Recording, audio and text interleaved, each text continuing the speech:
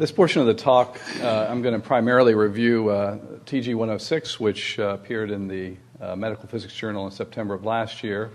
The two talks that we're going to hear on either side both regard reference dosimetry and relative dosimetry of non-standard fields, primarily small fields. But in TG-106, many guidelines are given for basic commissioning measurements, which should be followed when doing either conventional fields or non-standard fields. So we thought it was important to sort of review some of the principles for commissioning measurements. So first we'll talk about beam scanning measurements. All of this is, again, with relative dose measurements. And within the 106 protocol, there's several recommendations as far as water phantom setup. You want to be careful with water conditions, make sure that the water temperature is equilibrated. Want to periodically check for evaporation, which can change the effective depth of the chamber if you're over several days.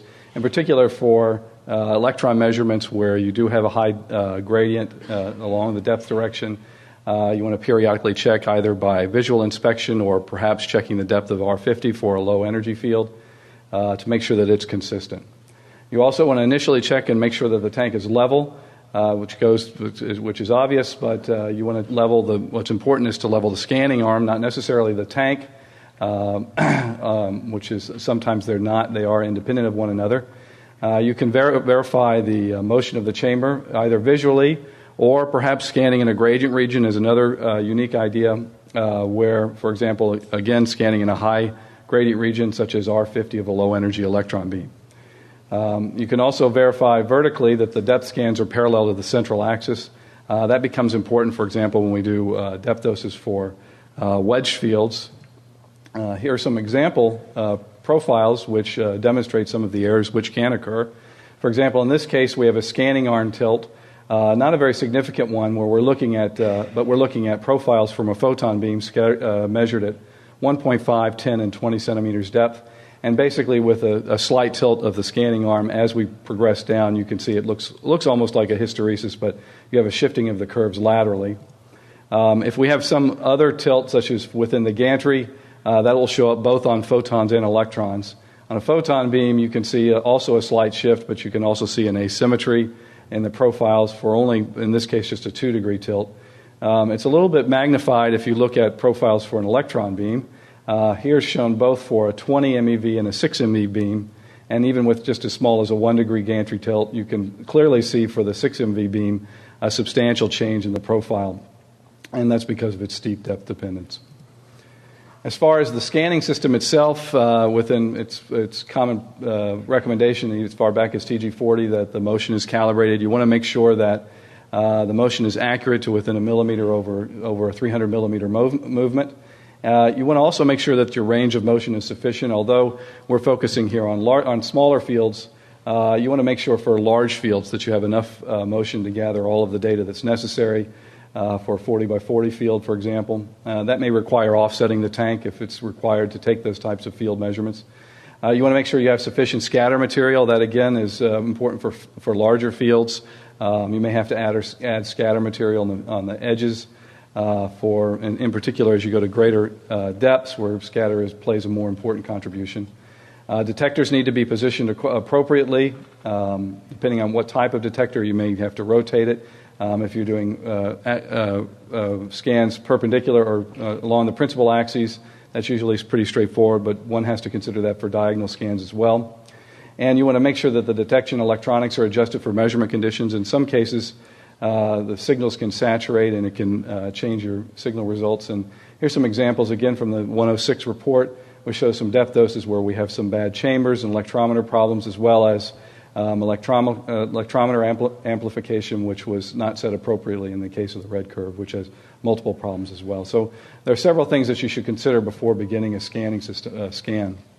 Now we'll talk a little bit specifically about photons and electrons. For photons, it's important when you're doing beam scanning, or the protocol feels it's important that you corroborate with integrated measurements to make sure that the scanning system is positioning the chamber appropriately, that the chambers are measuring data appropriately, and that's usually required with regard to TG71 or TG51, for example, with high energies. If you are measuring with a lead foil in place, typically that's done on integrated measurement conditions. You want to make sure that you adjust for the effective point of measurement. If you're measuring with a cylindrical chamber, that means positioning the chamber, or your effective point of measurement is on the order of half the radius shifted towards the surface. So you want to make sure that that's done, and you also want to ensure that there's sufficient scatter for measurement depths. As you go to deeper depths, scatter plays a larger role, so you want to make sure that that's incorporated as well. Here's an example from TG51 where it's showing basically that you want to make sure you shift your chamber for effective point of measurement when you're using that to determine exactly what your depths of measurements are. Additionally, and again, you want to also make sure detector alignment is verified for wedged fields. And here's just a graphical example of if the scanning alignment is not perpendicular to the central axis as you scan down. For example, in an open field, it's not going to make that much difference. But in a wedge field, that's going to affect your percent depth dose as you begin scanning on either the thin or thick end of the wedge. Additional ideas with regards to, as opposed to percent depth dose, but in terms of beam profile scanning, you want to make sure that you have sufficient scatter for measured field sizes. That's already been discussed. It's important to remember that the penumbra itself is dependent on detector size. That becomes more important for small fields, and I think Andrea will touch on that a little bit later on. You want to make sure your scanning speed is enough that it doesn't disturb the surface as you're scanning across. And here's an example of a couple of different scanning speeds, again from the 106 protocol at 5 and 10 centimeters per second, and you can clearly see a difference in the profile for a 6 MV electron beam. So now we're going to go to special measurements for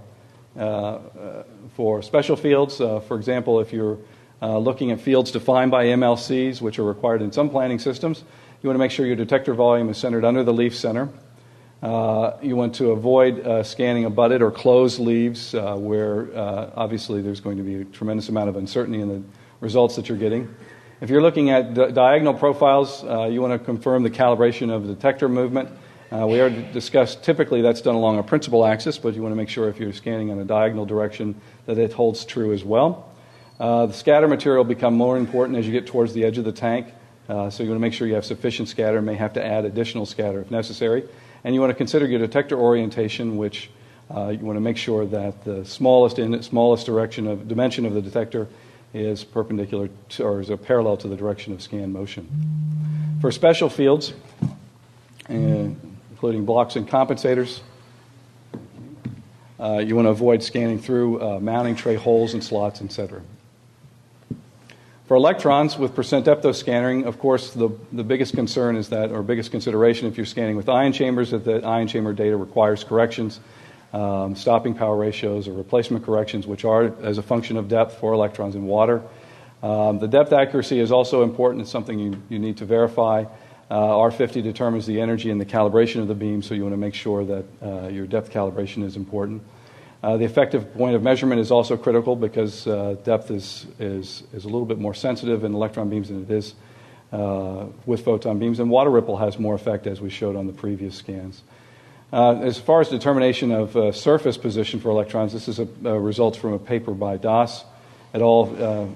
Actually almost 10 years ago, where they looked at a unique method for determining the surface by scanning actually outside of the water phantom and extrapolating both the gradient of the depth dose right in the surface region inside the water as well as outside in air, and looked at the intersection for determining the effective point of measurement. So there's some neat tricks for determining the surfaces in addition to visually and verifying them as well.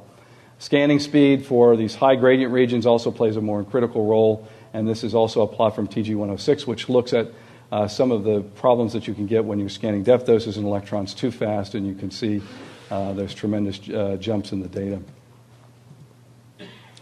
So I want to shift a little bit to integrated measurements. First, some general considerations for photons. It's important that when you're looking at relative dose measurements but using integrated measurements to take that data, that you choose the appropriate normalization depth and that all quantities are measured at that depth. If your beams or your dosimetry is normalized at a depth of 10, you want to make sure that your wedge factors and tray factors, etc., are also defined there. And you want to periodically repeat normalization readings in case you have long-term drift. If you're taking a large set of wedge factors or other readings, you want to make sure that those readings that the initial reading measured it for the normalization conditions remains the same. As far as output factor measurements, S sub Cp, you want to make sure your phantom is large enough if you have larger fields.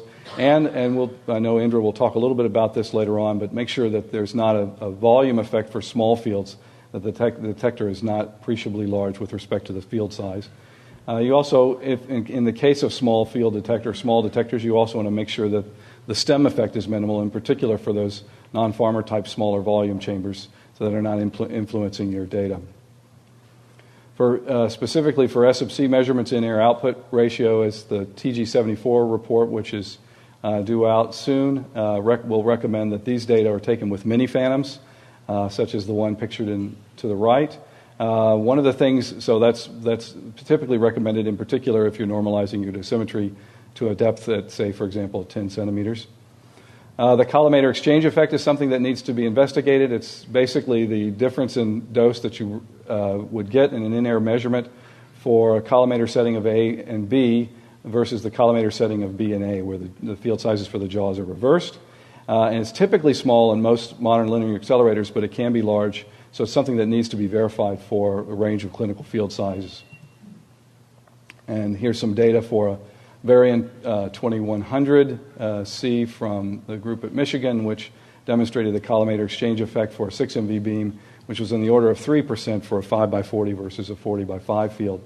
So under extreme cases, even for modern linear accelerators, something that probably needs to be investigated. As far as integrated measurements for photons, transmission factors, again, we mentioned earlier, they should be measured at the normalization depth. For wedges, you should look for both orientations, especially for those wedges with a higher wedge angle. You want to be careful with the wedge factor normalization. It's a very important fact. You may, for example, within your data tables within your clinic, you may have wedge factors defined with respect to the wedge factor at a 10 by 10 field size. Many treatment planning systems may require different normalizations, for example, relative to the open output for a 10 by 10 field size. So that's something to be very careful about. Wedges can also have a depth or field size dependence, and that's something that should be included if necessary.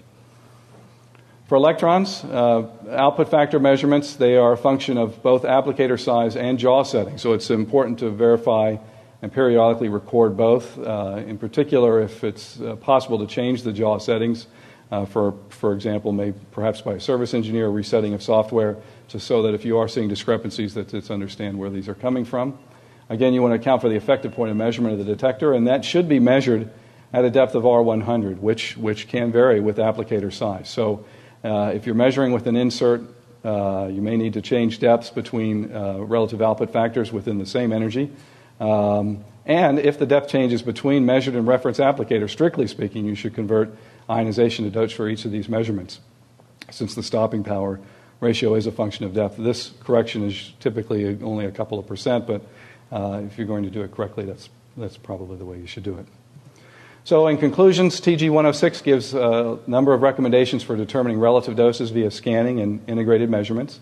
And they have a variety of simple tests can be performed and should be performed on beam scanning systems prior to each measurement to ensure correct setup. An integrated measurement should be performed using an appropriate detector at the correction depth. So with that, I'll turn it over to Dr. Das, who will talk a little bit about small field relative dosimetry.